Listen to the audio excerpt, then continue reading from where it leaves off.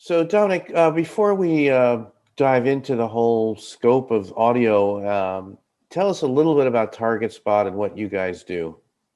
Sure. So Target Spot is a pioneer in the digital audio space. The company originated back around 2007, and through a variety of mergers and acquisitions, has become a digital audio solutions provider across the globe. We provide streaming services, ad serving services, but our primary business at the moment is monetization. And so we have publishers that we represent across the globe. We aggregate that supply and then segment it for advertiser needs to monetize the publishers and connect brands with consumers. And what's the range of inventory in audio that you guys make available? And what is the kind of interest from DSPs and buyers? So tell us a little about that marketplace. Sure. So, I mean, audio is definitely a market that has been exploding. In large part, it started with the advent of smartphones, and it's grown tremendously from there, again, with technology, but also a vast amount of content. Certainly in the past few years, you've seen a lot of interest with podcasts, but it's getting even bigger now. Smart speakers is definitely become a player in the space, and especially during this period of time in the pandemic, smart speakers have even become more prevalent as far as listening is concerned. But one of the things that's exciting to me about the space is that it's going beyond the way we traditionally look at listening to audio. You listen to a radio station stream, or you listen to a pure play playlist, or you listen to a podcast. But there are other ways that people are engaging with audio. So, I'll give you an example. One of our partners converts text articles from newspaper and magazine articles and turns them into audio files. So effectively, it's like a podcast, but now you have the ability to listen instead of reading an article on demand. So if you could imagine, cooking dinner and you can't put your eyes on the article, but now you can listen to it while you're doing it. Or you're commuting to work and you want to get an update on from a particular publisher, you can click play and listen to it in that way. So that's one area. Another area that we're really excited about is really unique in that it's audio advertising that goes without audio content. And that sounds a little bit strange, but we've partnered with a couple of different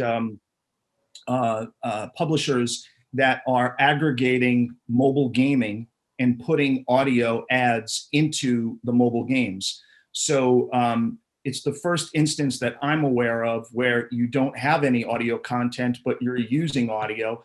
And part of the value proposition there is that audio in general is a companion medium. It's really the only medium that you can do virtually anything and consume that media at the same time. And in that way, with mobile gaming, if you're playing a mobile game and your game playing is interfered by a video ad, that ruins the user experience. But the fact that an audio ad can play at the same time that you are playing, and then even making that audio ad relevant to what's going on as you're playing, I think that has tremendous value for brands. I'll give you a quick example of that too.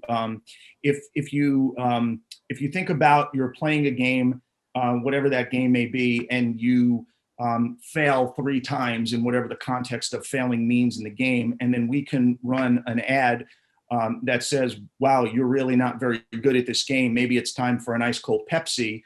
You can create the context of what that message would be relevant to what that person is doing, or for audio contents itself, for what they're listening to and where they're listening. And Dominic, tell us about sort of the advertising opportunities for publishers in their podcasts and their streams. You mentioned about sort of the articles, voiced articles, but in the past, it seems like it's been sponsored, but now there are spots, there's ad serving, there's a lot of opportunities. Give us sort of the lay of the land of monetization for publishers? Some things you'd like to share. Sure. So obviously, we've seen programmatic grow tremendously in all forms of advertising over the past decade, and it's no different for audio.